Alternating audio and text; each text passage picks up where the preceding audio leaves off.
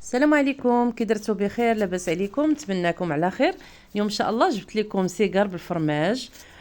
شكون فينا اللي ما كيحمقش على هاد لي سيجار هادو؟ الصراحه كيجيو لذاذ وخفاف وزوينين بزاف بالنسبه للفطور ديال رمضان ان شاء الله. اذا هنايا غادي نوضعوا اول حاجه الفرماج، يعني غناخذوا تقريبا واحد 6 ديال الفرماجات مربعين ولا مثلثين كيف ما بغيتو، تقريبا واحد 100 غرام ولا 150 غرام ديال الفرماج حمر محكوك. هنا كناخذوا الجبن الاختياري، يعني الجبن اللي بغيتو. هذا كناخذ هاد السطيله هذه الكبيره يعني ديال الجبن، الصراحه زوينه اقتصاديه. هنا كنضيف شويه ديال البزار، كنضيف شويه ديال بودره الثومه، بودره البصله، وشويه ديال الزعتر محكوك. بالنسبه للملحه ما كنضيفهاش لان كنعرفوا عندنا الفرماج يعني كله مالح ما كاينلاش. هنا كنضيفوا شويه ديال الاعشاب المنسمه صافي، وكنخلطوا كل شيء كيف ما شفتوا معايا يعني بفرشيط على هذا الشكل هذا. كيجيو زوينين وخفاف، وغادي نعطيكم السر باش ما يطرطقوش لكم في القلي او لا في الفران، يعني كيف ما بغيتوا. هنايا كنضيفوا الصفر ديال البيضه ضروري، ومعلقه ديال النشا. الا ما كانش معلقه النشا ممكن نضيفوا معلقه طحين، ولكن النشا من الاحسن. صافي كنخلطوا هكا الكل جيدا. هنا كناخذوا الورقه ديالنا، طبيعه الحال الورقه كتكون ديال البخار. كنقطعوها على هذا الشكل هذا كيف ما شفتوا على النصف، ثم كنقطعوها على ربعه، يعني كنقطعوا الورقه كامله على ربعه. هنا كناخذوا واحد الربع ديال الورقه كيف ما شفتوا معايا. هنا كيكون عندنا غير الزيت، ما كنديروش الزبده باش كيجيونا مقرمشين. صافي هنايا كناخذوا الورقه كندهنوها، ضروري كدهن بشويه ديال الزيت، وكنوضعوها في بلاستيكه باش ما كتبردش لينا الورقه. الطريقه اللي غنوريكم ديال لي سيغار اولا لي نيم اللي غتصايبوا طريقه سهله وزوينه. كتجيب لكم السيجار يكون مقاد كيف ما هذا الشكل هذا، يعني الجهه اللي مقنته كتكون من جهتك.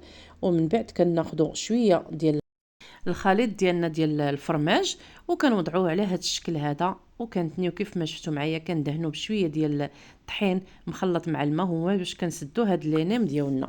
صافي وكنحطوهم حتى كنكملوا الكميه كامله اللي عندنا.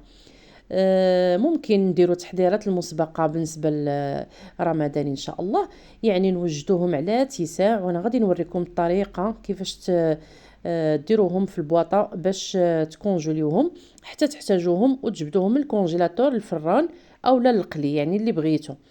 صافي كيف ما شفتوا معايا يعني نفس الطريقه كان هاد الطريقه ديال ان الورقه تكون هكا داك الجهه المقنته كتعطينا لي سيغار يكونوا مقادين.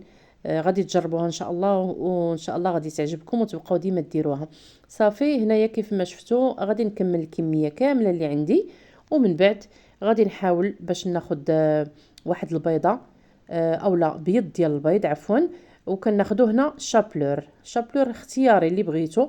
انا هذا كناخذوا بيض كندير فيه شويه ديال البافو صافي. ومن بعد كناخذ لينيم ديالي وكندير كندهنهم هكا بالبيض ديال البيض. هنا ممكن تاخذوا لينيم وتدوزوهم في الطحين، ومن بعد كدوزوهم في البيض وعاد باش شابلور حتى هذه كتجي زوينه. هنا انا درتهم غير في بيض ديال البيض ودوزتهم في شابلور كيف ما شفتوا معايا. شابلور هو الخبز يعني اليابس، كناخذوه كندخلوه الفران وكنطحنوه، يعني شي حاجه اللي بسيطه سهله. هنا غادي نوريكم الطريقه ديال التجميد اولا باش تحافظوا عليهم في المجمد. هنا كناخذوا واحد البواطه كنديروا فيها بلاستيكه هي الاولى، من بعد كنستفوا لينام ديالنا اولا لي سيغار ديالنا، ومن بعد كنغطيو بالبلاستيك على هذا الشكل هذا. وخصها تكون البواطه ديالنا محكمه الاغلاق، يعني ما تكونش كتنفس باش يبقاو لينا لينام مزيانين. وكنوضعوهم في المجمد. انا غادي نطيبهم. بالنسبه للطياب انا طيبتهم في الاير فراير، اولا ممكن طيبوهم في الفران، وممكن تقليوهم يعني على حسب الاختيار ديالكم اللي بغيتو. صافي كيف ما شفتوا معايا يعني كيوجدوا على هذا الشكل هذا كيجيو لذاذ. كنتمنى يعجبوكم بالصحه والراحه. الى فيديو قادم، والسلام عليكم ورحمه الله.